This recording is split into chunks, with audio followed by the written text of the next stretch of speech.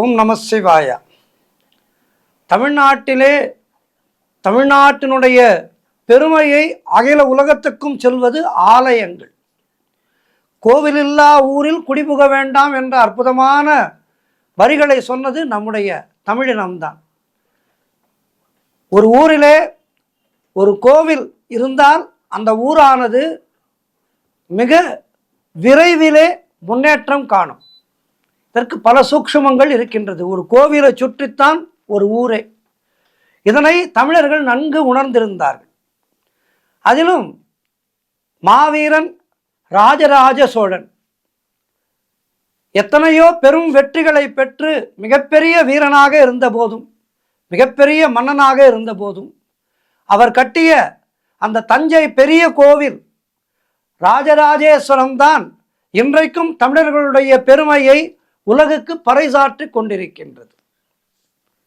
அப்படிப்பட்ட தஞ்சை பெரிய கோவிலிலே அந்த கோவில் கும்பாபிஷேகம் நடைபெற்ற வேளையிலே அப்போது நடைபெற்ற ஒரு சுவையான விஷயத்தைத்தான் இன்றைக்கு நாம் ஆன்மீக தகவலிலே பார்க்க இருக்கின்றோம்.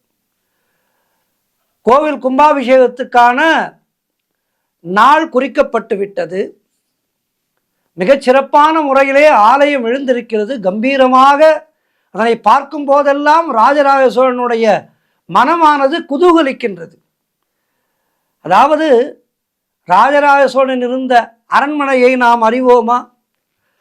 ராஜராஜ சோழன் கட்டி ஆண்ட நாடுகள் இருக்கின்றது. அவை அப்போது இருந்தபடியே இப்போது இருக்கின்றதா? இல்லை. ஆனால் அவன் கட்டிய அந்த ஆலயமானது இன்றைக்கும் அவனுடைய புகழை நமக்கெல்லாம் சொல்லிக் கொண்டிருக்கின்றது.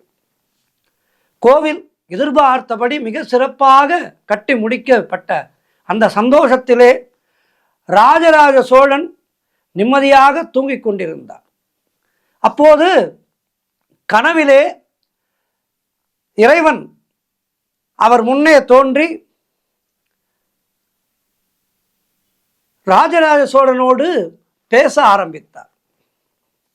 இறைவா, என்னுடைய பாக்கியம் நான் என்னவென்று சொல்வது? தாங்கள் எனக்கு காட்சி கொடுத்து என்னை மிக மிக பெருமைப்படுத்தி விட்டீர்கள் என்று அப்படியே நமஸ்கரித்தான் ராஜராஜ சோழன். தங்களுக்கு நான் கட்டிய கோவிலானது எப்படி இருக்கின்றது? இந்த ஊரிலே எல்லோரும் வியந்து பார்க்கும்படியாக மிகப்பெரிய கோவிலாக இதனை நான் கட்டியிருக்கின்றேன். அதற்கு தஞ்சை பெரிய கோவில் என பெயரும் சுட்டப் போகின்றேன். மகிழ்ச்சிதானே தங்களுக்கு என்று ஆனந்தமாக கேட்டான் ராஜராஜ சோழன் சிவபெருமானிடம்.